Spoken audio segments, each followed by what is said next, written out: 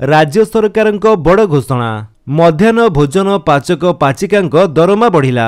तेबे कौन रही नहीं संपूर्ण अपडेट टी चलतु देखा।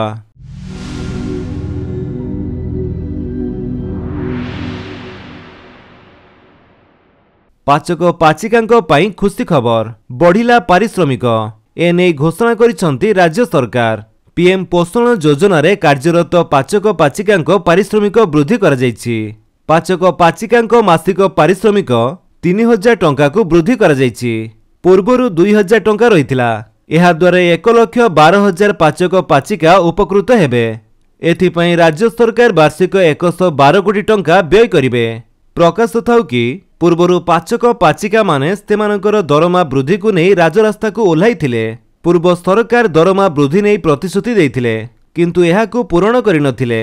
वर्तमान सरकार पारिश्रमिक वृद्धि पई घोषणा करिसंती।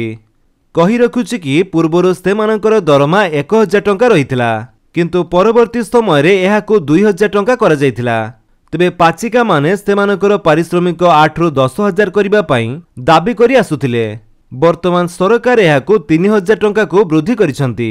पाचिका मानक काम दक्षता पारिश्रमिक को दृष्टि रखी मुख्यमंत्री सेमानक मासिक पारिश्रमिक 2000 टंका रु 3000 टंका को वृद्धि करिसंती।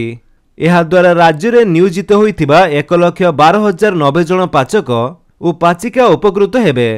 एथिपई राज्य सरकार वर्ष को अतिरिक्त 112 कोटी 9 लाख टंका व्यय करिवे।